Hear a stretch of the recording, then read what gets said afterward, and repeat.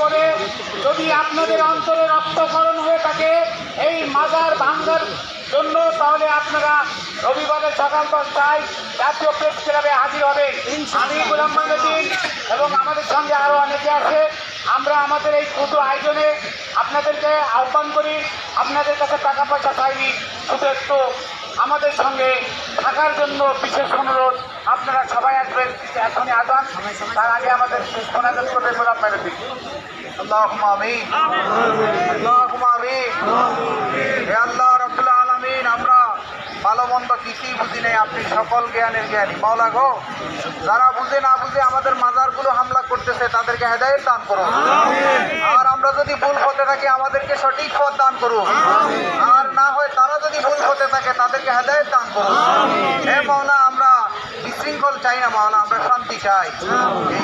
এই আল্লাহর বাংলাদেশ, শাহায়ালির বাংলাদেশ, রহম করো, রহম করো আল্লাহ।